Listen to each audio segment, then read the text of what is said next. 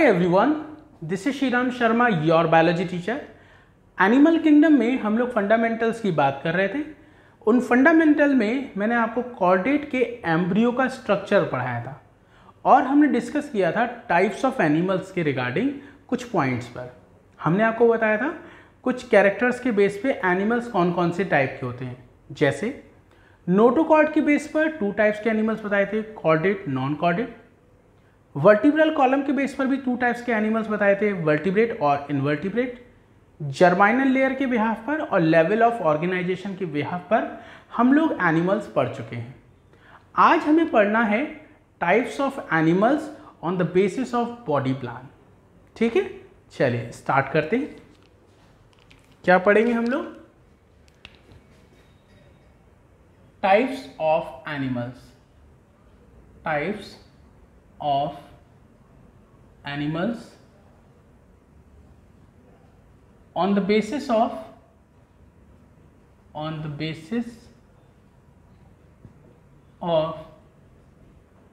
Body plan. तो body plan कैसा है, इसके बेस पर एनिमल्स के टाइप्स हम पढ़ेंगे। जैसे मैं आपको सबसे पहले पढ़ाऊंगा cell aggregate type. Aggregate type first है cell aggregate type body plan. कौन सा बच्चों? Cell aggregate type body plan. चलिए इसको हम समझ लेते हैं क्या होता है cell aggregate type body plan. देखिए, आप बताओगे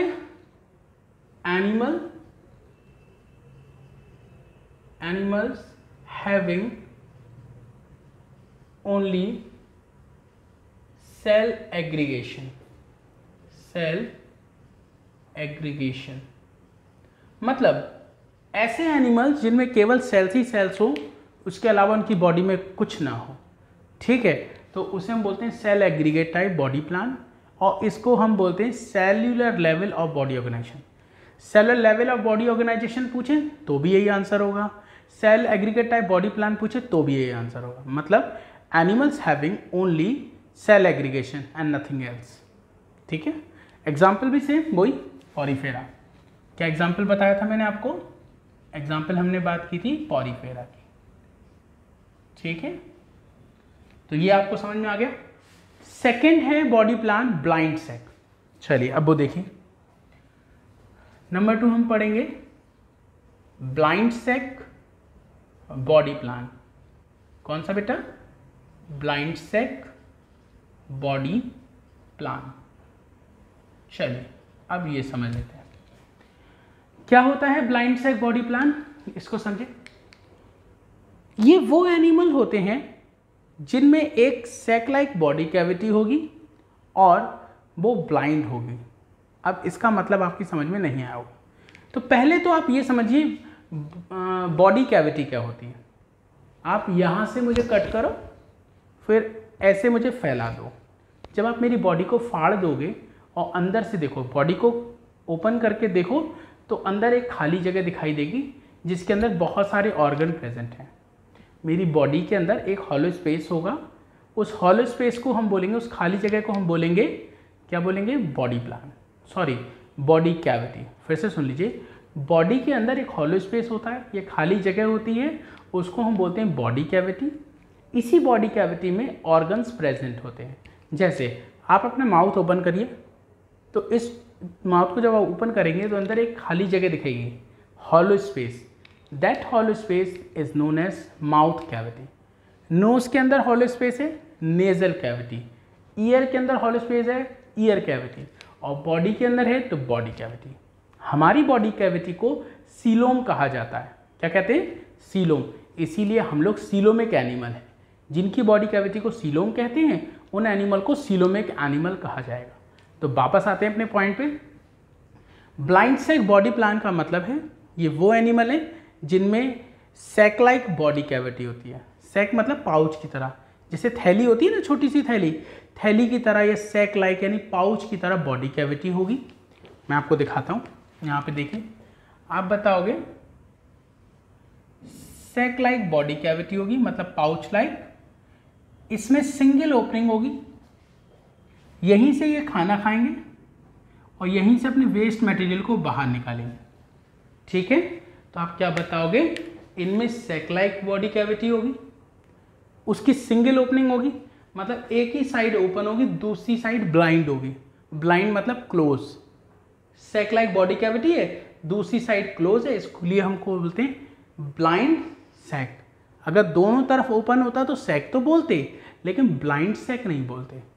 तो आपसे पूछें ब्लाइंड सैक का मतलब, आप बताओगे body cavity is sac like and having single opening that act as both mouth and anus. मतलब क्या हुआ, माउथ वो ओपनिंग है जहाँ से खाना खाते हैं, एनस वो होता है जहाँ से हम अपने वेस्ट को बॉडी से बाहर निकालते हैं। अब हमारे पास फूड इनटेक के लिए और वेस्ट को निकालने के लिए माउथ और एनस दो अलग अलग डायरेक्शन में है। माउथ ऊपर है, एनस नीचे की तरफ है। ठीक है, लेकिन यहाँ पर माउथ और एनस अलग अलग नहीं होता है। माउथ और एनस एक ही तरह, एक ओपनिंग है जो दोनों की तरह काम करेगी। मतलब जिस ओपनिंग से खाएंगे उसी से निकालेंगे, पहली चीज़। दूसरा, इनमें एलिमेंट्री कैनाल नहीं होती है, केवल अगर पहली बात तो बताएंगे आप एलिमेंट्री कैनाल नहीं है, और अगर किसी में एलिमेंट्री कैनाल होगी तो वो इनकम्प्लीट होगी। मतलब उसमें सिर्फ एक ओपनिंग होगी जो माउथ और एनस दोनों की तरह काम करेगी। हमारी एलिमेंट्री कैनाल होती है जो माउथ से लेके एनस तक प्रेजेंट होती है। ठीक है, चलिए, तो ब्लाइंड सैक में आप क्या लिखोगे, having sac like body cavity, having sac like body cavity, body cavity first point. Second आप पॉइंट क्या बताओगे, और उसमें सिर्फ एक ओपनिंग होगी, having sac like body cavity, have a single opening, have a single opening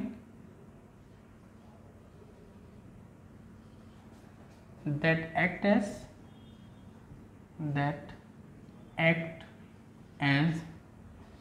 both mouth and anus। ठीक है, सैक लाइक बॉडी कैविटी है जो ओपनिंग उसकी सिंगल होगी और वो माउथ और एनस दोनों की तरह काम करेगी। सेकंड पॉइंट आप बता सकते हो, alimentary canal absent, elementary canal absent, if present then incomplete, if present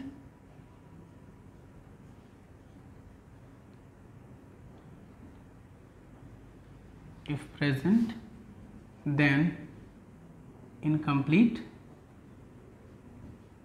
और इनकम्प्लीट का मतलब क्या है, mouth present anus absent. Incomplete का मतलब आप लिखेंगे दैट इज, ये आई डॉट डी का मतलब है दैट इज, अर्थात दैट इज नो एनस।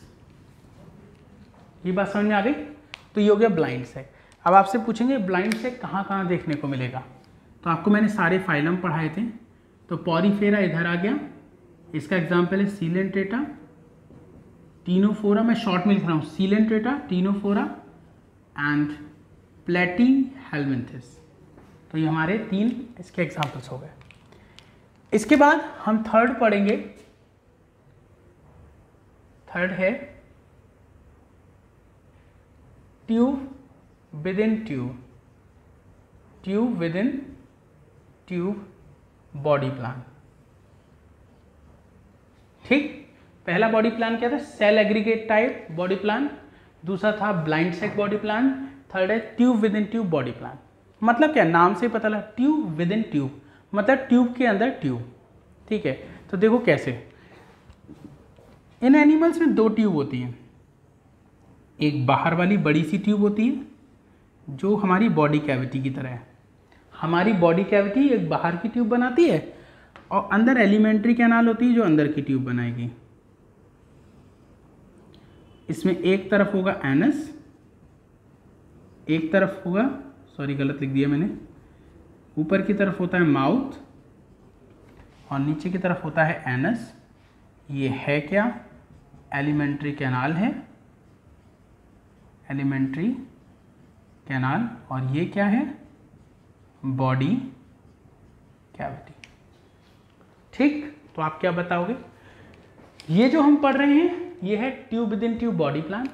आप ऐसे देखो, आप मुझे ऐसे करके फाड़ दो और इसको बॉडी को ऐसे फैला दो, तो अंदर एक खाली जगह दिखेगी। ठीक, आप क्या करो, ऐसे फाड़ो, फैलाओ, अंदर से सब कुछ निकाल लो, सिर्फ एलिमेंट्री कैनाल छोड़ दो, तो अंदर एलिमेंट्री कैनाल होगी और चारों तरफ ये बॉडी वॉल होगी। तो एक तो बॉडी वॉल बाहर की ट्यूब बना लेगी और अंदर एलिमेंट्री कैनाल एक वो ट्यूब होगी। तो आप क्या बताओगे? ट्यूब विद इन ट्यूब का मतलब एक ट्यूब के अंदर दूसरी tube, one tube is of body cavity and the tube of alimentary canal. और एलिमेंट्री कैनाल कंप्लीट होगी मतलब इसमें माउथ भी होगा और एनस भी होगा, और इनकम्प्लीट एलिमेंट्री कैनाल का मतलब क्या है, इसमें एनस नहीं होगा, एक ही ओपनिंग होगी जो माउथ और एनस दोनों की तरह काम करेगी। ठीक है, तो आप क्या लिखोगे इसमें? Having two tubes, having two tubes, one of elementary canal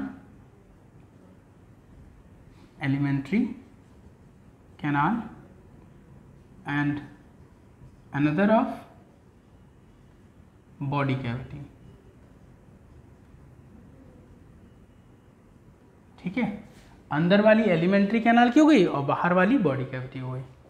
दूसरा पॉइंट हम लिखेंगे having complete alimentary canal, having complete alimentary canal, alimentary canal. ठीक है, मतलब एलिमेंट्री कैनाल का मतलब, कंप्लीट का मतलब क्या है? कंप्लीट का मतलब है that is both mouth and anus present, mouth और एनस दोनों प्रेजेंट हो गए। ठीक, अब एलिमेंट्री कैनाल के डेवलपमेंट के बेस पर tube within tube body plan वाले एनिमल्स भी दो कैटेगरी में डिवाइड हैं, एक प्रोटोस्टोमिक और एक ड्यूटोस्टोमिक। बट बिफोर दिस हमें इसके एग्जाम्पल्स को समझ लेना चाहिए। तो पॉरीफेरा इधर आ गया, सीलेंट्रेटा से लेके प्लैटीहेल्मिन्थीस तक यहाँ आ गया, और एस्केहेल्मिन्थीस से लेके लास्ट तक, लास्ट क्या होता है? कॉर्डेटा। तो इसका एग्जाम्पल हो जाएगा फ्रॉम एस्केहेल्मिन्थीस टू कॉर्डेटा। मैं एक बार सारे नाम आपको बताऊंगा जिससे आपको याद हो जाए। सुन लो, एस्केहेल्मिन्थीस के बाद कौन आता है? Annelida, then Arthropoda, then Mollusca, then Echinodermata, Hemichordata and Chordata. Clear हो गया? तो ये सब किस में आ जाएंगे? इसके अंदर। ट्यूब विद इन ट्यूब वाले ये बॉडी प्लान वाले ये एनिमल्स हैं। इन एनिमल्स को भी टू कैटेगरीज में डिवाइड किया है। किस बेस पर डिवाइड किया है? तो आप बताओगे इनको डिवाइड किया है एलिमेंट्री कैनाल के डेवलपमेंट के बेस पर। ठीक है, तो मैं इधर लिख देता हूं, जो ट्यूब विद इन ट्यूब है ये दो टाइप का बना देते हैं। ट्यूब विद इन ट्यूब जो ये है इसके दो टाइप बना देते हैं। एक है प्रोटोस्टोमिक, प्रोटोस्टोमिक, एक होता है ड्यूट्रोस्टोमिक, ड्यूट्रोस्टोमिक। क्या डिफरेंस है इन दोनों में? देखो भाई, एलिमेंट्री कैनाल जब बेबी का डेवलपमेंट हो रहा होता है मदर की बॉडी में, तो धीरे धीरे बॉडी के पार्ट्स डेवलप होते हैं। अब जब एलिमेंट्री कैनाल डेवलप होना शुरू होगी तो देखो एलिमेंट्री कैनाल में यहाँ पर माउथ है, यहाँ पर एनस है, तो या तो एलिमेंट्री कैनाल इधर से बनना शुरू होगी और नीचे तक चलेगी, या फिर एलिमेंट्री कैनाल इधर से बनना शुरू होगी इधर की तरफ बढ़ेगी। मतलब क्या हुआ? या तो पहले एनस बनेगा फिर बाद में, या तो पहले माउथ बनेगा फिर एनस बनेगा, या फिर पहले एनस बनेगा फिर माउथ बनेगा। ये दो कंडीशन हो सकती हैं। तो ये वो एनिमल है जिसमें फर्स्ट एनस फॉर्म होता है देन माउथ, और वो एनिमल है जिसमें फर्स्ट एनस डेवलप होता है बाद में माउथ। ठीक है, तो आप क्या लिखोगे? First anus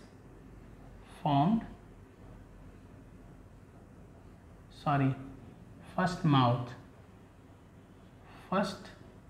mouth formed, then anus. ठीक, और वहां इसका उल्टा हो जाएगा, क्या होगा? फर्स्ट एनस फॉर्म्ड,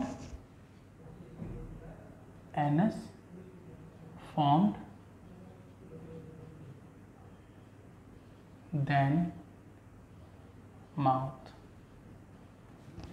ठीक है, समझ में आ गया डिफरेंस? अब आगे देखिए, एग्जाम्पल समझिए। ये जो कैटेगरी है वो इसकी है, ट्यूब विद इन ट्यूब के जो दो पार्ट्स हैं, तो इन्हीं एग्जाम्पल्स में से कुछ इधर आ जाएंगे और कुछ इनमें से उधर चले जाएंगे। तो देखो, एस्केहेलमिन्थीस, एनेलिडा, आर्थ्रोपोडा और मोलस्का। एस्केहेलमिन्थीस से लेके मोलस्का तक। आम नहीं बोल रहा हूँ, आम मतलब ट्रिपल ए है ना, अगर एक कम कर दो तो आम हो जाएगा। ठीक, तो एस्केहेलमिन्थीस, एनेलिडा, आर्थ्रोपोडा और मोलस्का, आम करके आप याद कर सकते हो। इसका एग्जाम्पल होता है EHC। EHC बोले तो Echinodermata, Hemichordata and Chordata. Clear हो गई बात? मैं यहाँ लिख भी देता हूँ।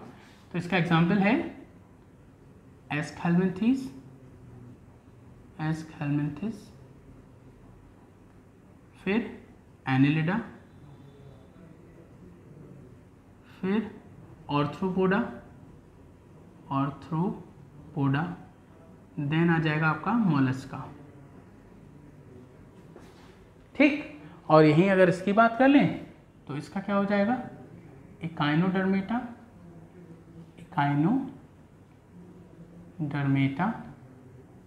Hemichordata, and last one is Chordata. Echinodermata, Hemichordata and Chordata. तो आई थिंक यहाँ तक आपको समझ में आ गया। तो हम बात कर रहे हैं on the basis of body plan, animals के टाइप देख रहे हैं on the basis of body plan. तो बॉडी प्लान 3 हो गए, cell aggregate type, blind sac and tube within tube. इसमें क्या है? सिंपल है, बॉडी सिर्फ सेल्स की बनी है, सेल्स कलेक्ट हो गई है, एनिमल की बॉडी बन गई है। एग्जाम्पल हो गया पॉलीफेरा। इसमें क्या है? इसमें बॉडी कैविटी ब्लाइंड सेक का मतलब है एक सेक है जिसकी एक साइड बंद है, एक साइड ओपन है। तो आप बताओगे sac like body cavity, open outside through single opening, मतलब ये बाहर की तरफ एक ही ओपनिंग से खुल रही है और वो माउथ और एनस दोनों की तरह काम कर रही है, मतलब यहीं से ये खाएगा, यहीं से निकालेगा।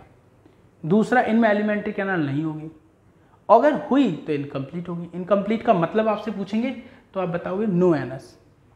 तो पॉलीफेरा इधर आ गया। उसके बाद कौन सा फाइलम आता है? सीलेंटेटा, इधर आ गया।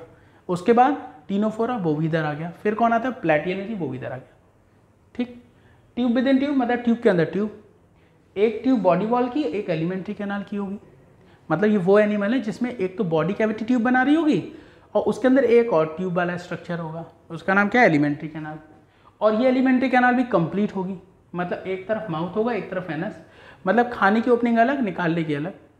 ठीक, और इसका एग्जाम्पल क्या होगा? एस्केहेलमिन्थीस से लेके कॉर्डेटा तक। ठीक है, एस्केहेलमिन्थीस से कॉर्डेटा तक कौन से हो गए?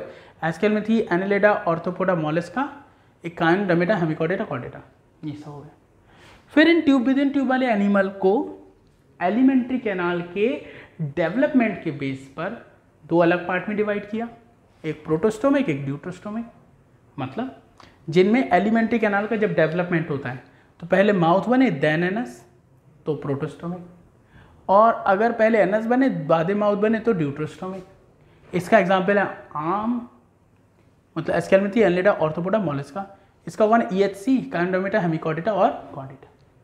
तो आई होप आपको बॉडी प्लान तो समझ में आ गया होगा। आज हम लोग बात करने वाले हैं spherical symmetry, bilateral symmetry, radial symmetry, जितनी भी सिमेट्री हैं आज हम उनके बारे में बात करेंगे। मतलब आज हम लोग देखेंगे types of animal on the basis of different types of symmetry. ठीक है, हम देखेंगे कौन से एनिमल में किस टाइप की सिमेट्री होती है। सिमेट्री का मतलब एक जैसा, सिमेट्री का मतलब एक जैसा हो जाए, मतलब इक्वल जैसी चीज़ दिखाई दे। चलिए अभी करेंगे तो समझ में आएगा।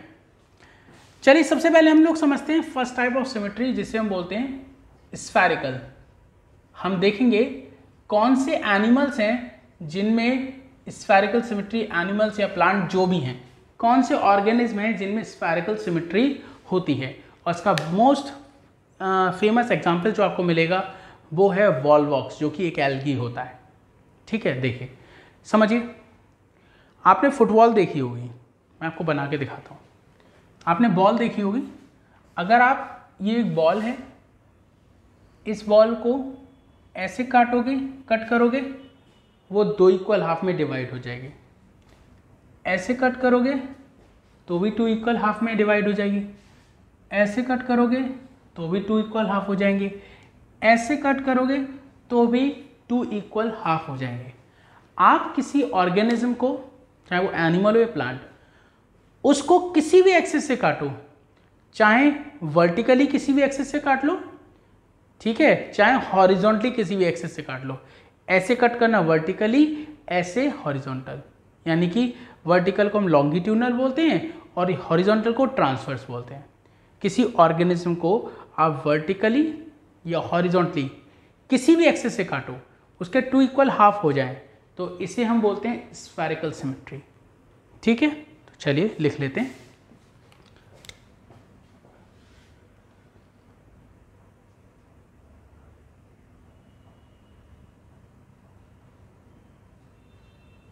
एनिमल्स डिवाइड, एनिमल्स की जगह पे हम लिखें ऑर्गेनिज्म, ज़्यादा अच्छा वर्ड रहेगा। Organism divide into 2 equal half, divide into 2 equal halves from any axis. आप किसी भी एक्सिस से सेंट्रली कट करो और उसके 2 इक्वल हाफ हो जाएं, तो उसे हम बोलते हैं स्फेरिकल सिमेट्री। एग्जाम्पल्स मैं आपको देता हूं। वॉलवॉक्स, ठीक है, जो वॉलवॉक्स है वो क्या हो गया आपका? स्फेरिकल सिमेट्री वाला ऑर्गेनिज्म। उसके बाद देखो, आप क्या देखोगे, स्फेरिकल के बाद हम पढ़ेंगे रेडियल सिमेट्री। क्या पढ़ेंगे बच्चों? Radial symmetry. किन एनिमल्स में रेडियल सिमेट्री होगी ये समझना होगा। रेडियल सिमेट्री का मतलब समझो, कोई ऑर्गेनिज्म है, उसको हम वर्टिकली सेंटर से कट कर रहे हैं, चाहे उस ऑर्गेनिज्म को ऐसे कट करें, चाहे उस ऑर्गेनिज्म को हम ऐसे कट करें, चाहे उसको वर्टिकली सेंटर से ऐसे कट करें या फिर ऐसे करके कट करें vertically from any vertical axis, तो उसे हम बोलते हैं रेडियल सिमेट्री। क्या बोलते हैं बेटा? Radial symmetry. रेडियल सिमेट्री का मतलब समझ में आया? एनिमल्स को हम डिवाइड कर रहे हैं centrally from any vertical axis and वो डिवाइड हो जा रहा है 2 इक्वल हाफ में, तो उसे हम रेडियल सिमेट्री बोलेंगे। ठीक है, तो आप क्या लिख सकते हो? Organism divide into 2 equal half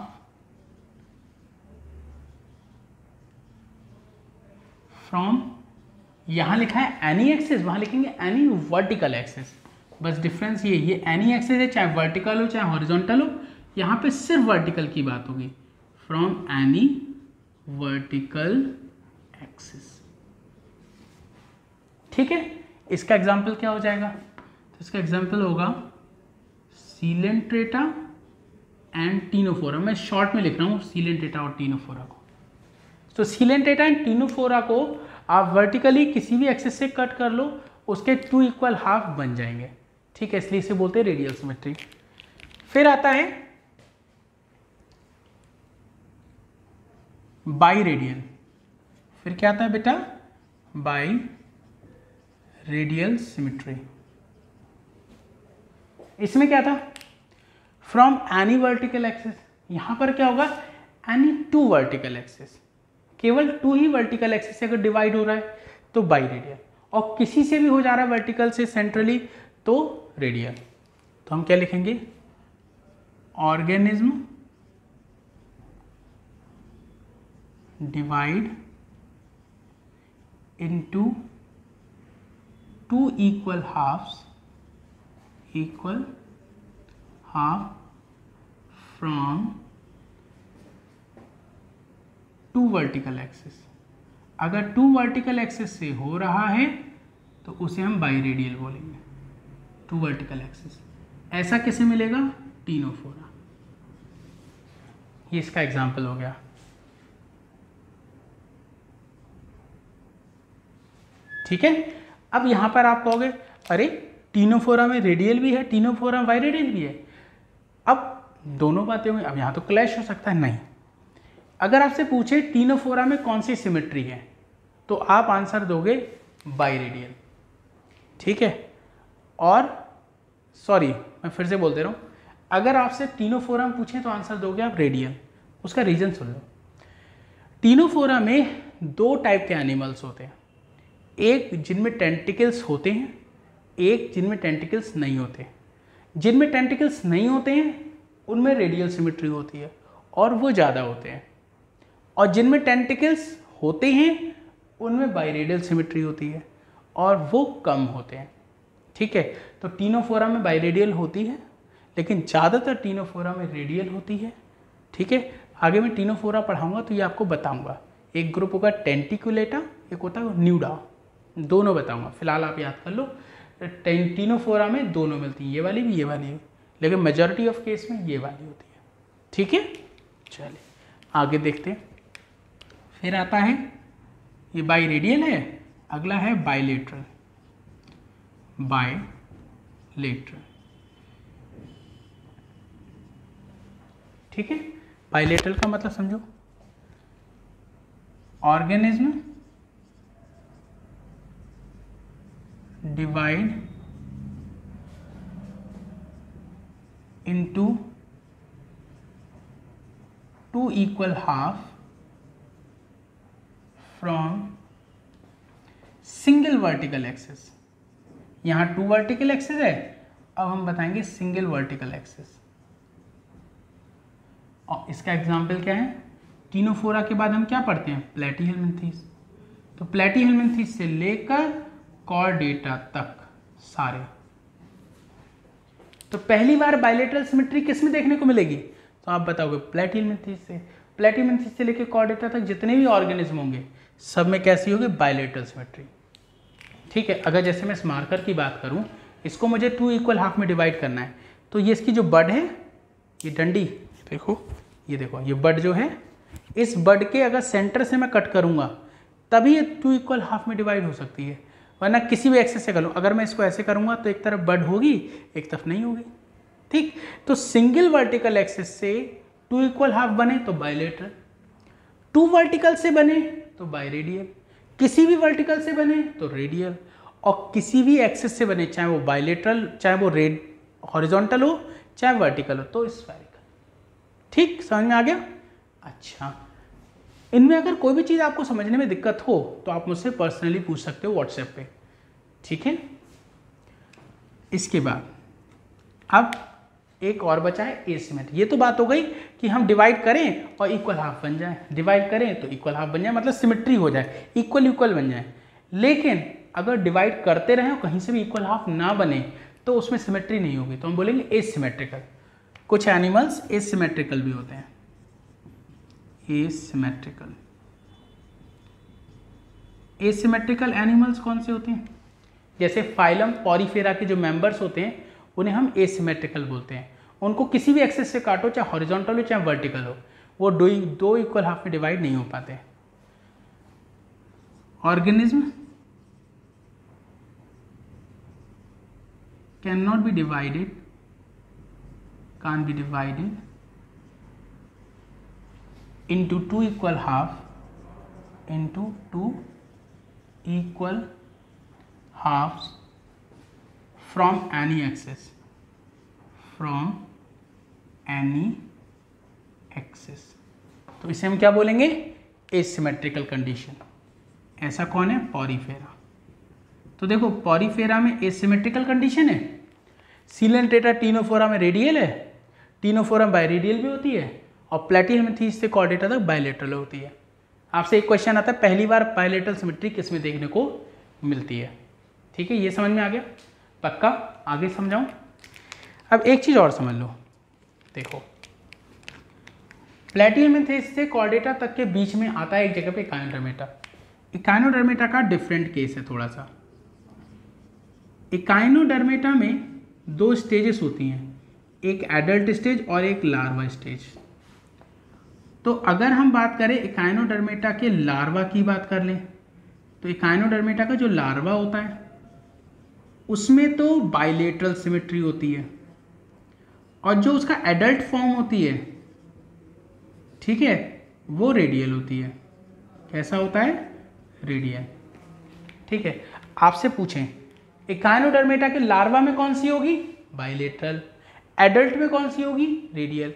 और अगर उन्हें डायरेक्ट पूछ लिया इकाइनोडर्मेटा की सिमेट्री बताओ, उनने ना लार्वा पूछा ना एडल्ट पूछा, डायरेक्ट पूछा इकाइनोडर्मेटा की सिमेट्री बताओ, तो उस समय पर वो आपसे एडल्ट की पूछ रहा है। अगर आपको स्पेसिफाई ना किया जाए कि लार्वा की पूछ रहे हैं एडल्ट की पूछ रहे हैं, तब आप एडल्ट की बताओगे, तो आंसर होगा रेडियल। इकाइनोडर्मेटा में रेडियल सिमेट्री होती है, ठीक।